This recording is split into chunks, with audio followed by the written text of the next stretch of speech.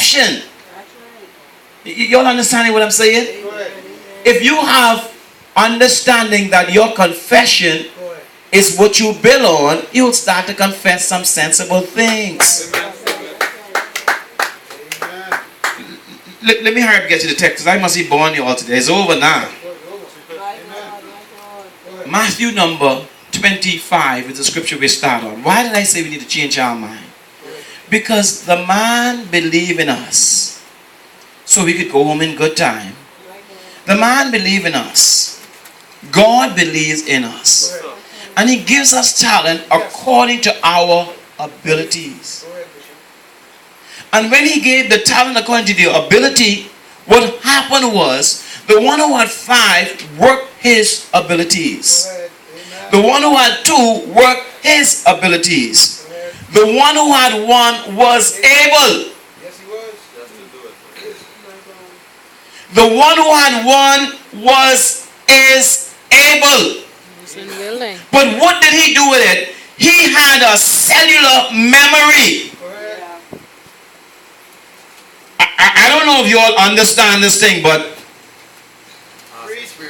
normally when the Lord is speaking to me in a situation, it's almost an umbrella of what Mekaddish's situation is.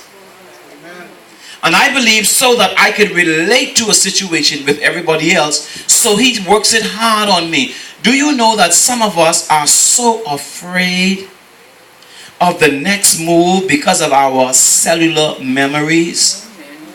What is cellular memory? Cellular memory, remember I said to you that your cells change every 7 years? Your taste buds change totally every 7 years? This is biological. This is not my theology degree. Everybody heard that? Yes, sir.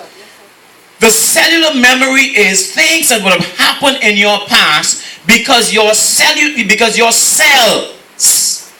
takes a picture of it and stores it in its memory so that you would be able to defend off some things. Remember we did the teaching that if you would have had a car accident, every time someone speed in a car with you, you start to hold on. Don't speed with me. If you would have been in a robbery, every time someone talk, gun talk, you get nervous because you get flashbacks. Yes. Everybody hearing that? Yes. But let me point out something to you. Some of the cellular memories we struggle with today, we have not dealt with them. So when we get a time to work with our talents, we cannot work with our talents because we're stuck in our cellular memory. You all hear what I'm saying? Yes, sir. Yes, sir. How many of us only know poverty? How many of us only know how we were so poor we used to sleep on shift? Because the room we were in, 2 of us couldn't fit, so you go to sleep one night and I can go to sleep the next night. Y'all heard those statements, right? Yes. Y'all present? Yes, sir. Yes, sir. Y'all know them mama jokes and thing we talk about poverty. I heard someone said they were so poor they used to go to KFC to lick other people's fingers.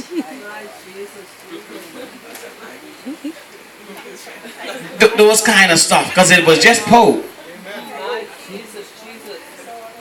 The word poor is P-O-O. We were so poor that we couldn't afford the O and the R. We were just poor. The reason I'm saying this to you is some of us have that cellular memory that because my mom never had nothing, my pa never had nothing, my mother never had anything, my father never had anything, the most I could have is a couple dollars I have, so I complaining, Lord, just keep me low and humble. Lord, and we use scripture, Lord, keep me so that I won't steal. Don't make me too rich that I will forget you. Come on. You forget God more in poverty than you forget than you remember him in wealth. That's so true. Amen. Amen. That's when you get more temptation. Amen. Everybody don't take a chance now. That's right. That's right. That's right. Why? Everyone wins. Y'all understand what I'm saying? It's almost afraid. You listen on the radio every morning, you hear, and today celebrating his birthday is a star, Kobe Bryant, who will be, you can get your pen in your hand. Figure here what age he can be. So you write that down. And star means this, and man means this, and age means this, and you get this thing so down packed because this is the poverty side of you, and things can't happen for you. We in the pulpit and we can't call it scripture because you writing that down.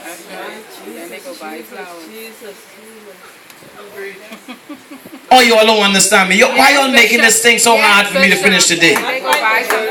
The cellular memory that has us in bondage right about now, for the most part, is because we had nothing, so we believe we should die this way. And when God give us a chance to have something, instead of investing with the ability God give us, instead of using the gift God give us, we decide to use a shovel the man give us. What is the shovel? The negative words. We take the shovel and we dig a hole into the situation. I can do this because I know once I do this, the man can take it from me. And so once he can take it from me, I ain't taking no chance. So I can put this in the ground. We dig a deep hole. And instead of using the talent that God has blessed us with, we bury it. And then we expect for God to say, here is the one. Oh, now look, I didn't lose your money. See your money here. No, that's not true. You could have used that and make money on it. I didn't know this with banking when I was younger, right? Any of you ever heard this before? You finally get a couple dollars in the bank. Whether it's insurance, whether it's somebody give you this, whether someone hit your car and you end up getting more money than how much the car costs, but let's skip right over that. And you get some kind of money, right? So now that you have, let's just use $3,000. When you go to the bank and you go to ask for it, someone pull you aside and say, come here a second, please. Why not leave your $3,000 in the bank and borrow against that? Anybody ever said that to you all who had money in the bank? Yes, sir. And what is the first response we say? Why I need to borrow my money? That's mine. What I need to borrow my money for? No, nobody knows what I'm talking about, right? So we spend the money. Then when you want to borrow money, you ain't get no money to borrow money from. I disagree with that, Bishop, because if you have the money, at least you'll be debt free. No, you will have more debt and not be free. They said to me when I was growing up, you have this $10,000. Why not borrow against it? I look at them like you all got to be retired. I can borrow money and I have 10,000. They said, listen to me.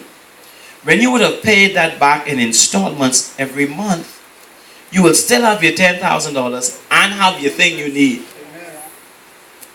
Of course, you can pay the bank some money for borrowing it with interest, but you develop a credit and you still have the money.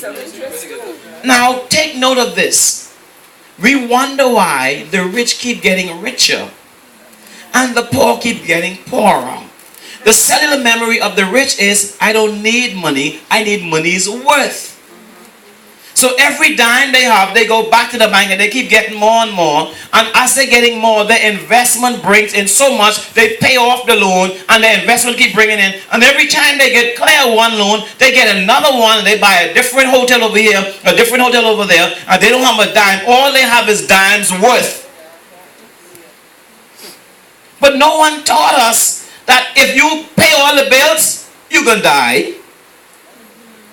If you don't pay all the bills, you're going to die. And when you're dead, the bills going to still be there.